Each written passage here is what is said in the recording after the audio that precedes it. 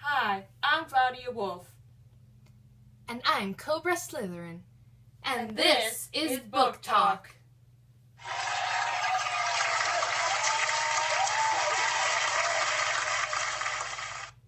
We will be talking about the books we've read this year, from the books that made us laugh to the books that made us cry in horrible boredom.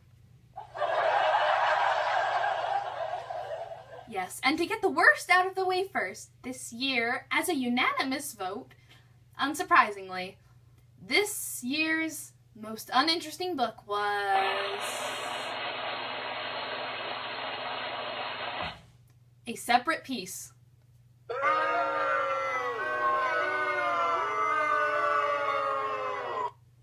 Eventually, it was the rather flat plotline and lack of, well, anything that made this book fall flat on its face.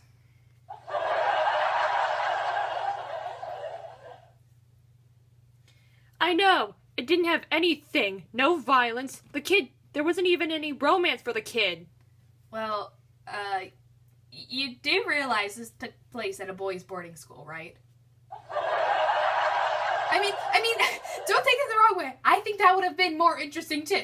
But it didn't happen. And even the way the kid died was lame. I know! Nobody dies from a broken leg anymore! Anymore? Well, you put a huge question mark on top of my head right now.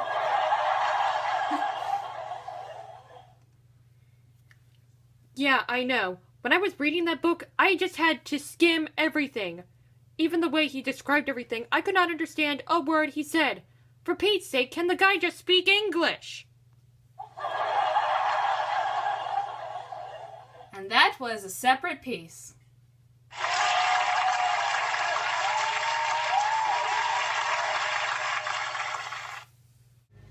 Now, with that book out of the way, maybe we can give a review about a good book. Yes, now, voted this year's second most interesting book is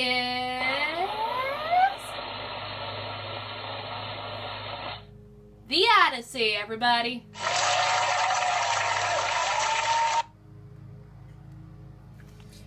Yeah, I know. At least the deaths were interesting in this book.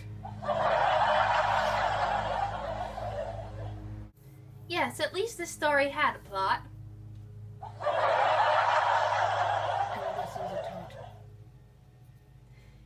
And it taught lessons about family. Yeah, I like how this book had violence and romance and monsters.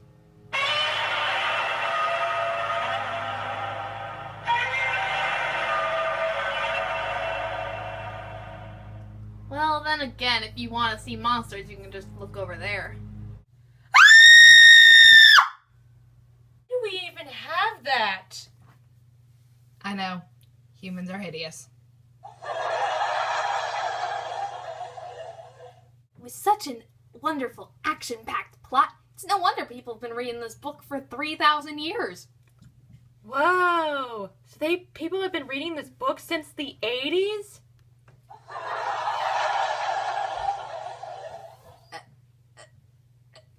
Sure. Learn something new every day, kids. The 80s. The only bad thing I have to say about that book is because it was in ancient poetry format, I had to do a lot of looking up on the internet, and I always thought they should have a translator for the translator. Yes. Sadly, it took like 5 hours a night just to read 4 chapters. Why is that worthy of a laugh? You're laughing at my torture. Stop it. Okay, I'm better.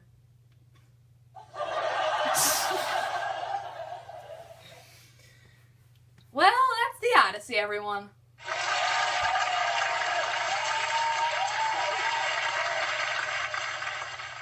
And now, our most interesting book is It's also the world's most greatest love story.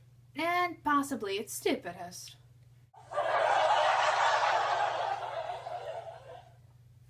Yes, give it up for Romeo and Juliet.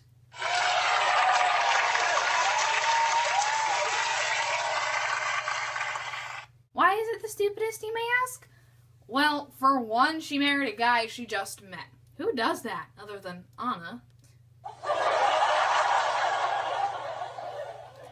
Yeah, and I would just like to point out for those of you who do not know, Romeo is 16, Juliet's 13. They're still going through puberty. They can't marry. Well, then again, life expectancy a couple hundred years ago was a lot shorter than it is today. Whoa, they lived that long in the 80s? I'm not dealing with this today.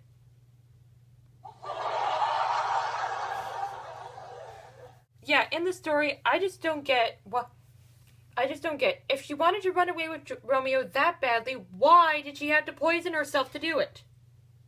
Yeah, I mean, her parents knew she was going to the friars for confession. I mean, why couldn't she just not come home? And then they'll come out looking for her eventually, and they'll go, "Hey, friar, where the heck is my daughter?" I don't know. I'm just a friar. I don't know anything. I don't know.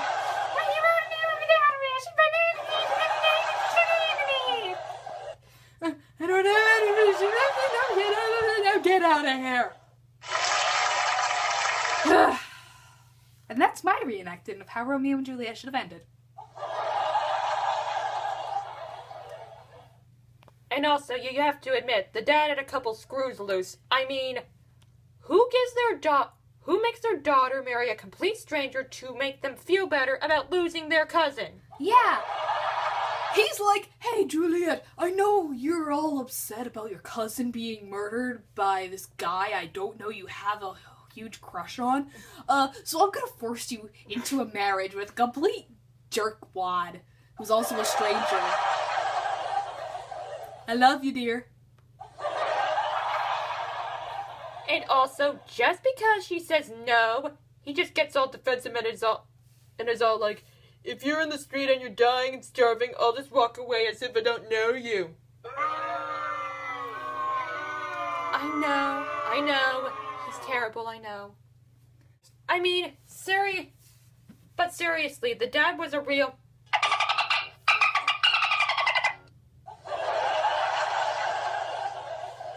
There is a dolphin in the studio!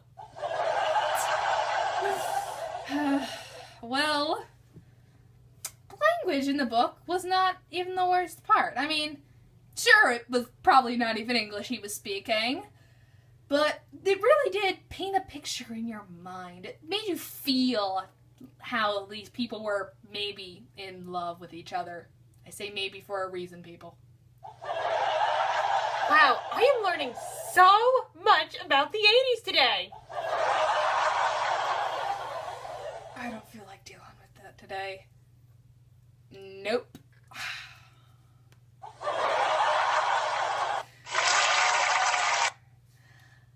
Well, that seems like all we have time for today. See you next week!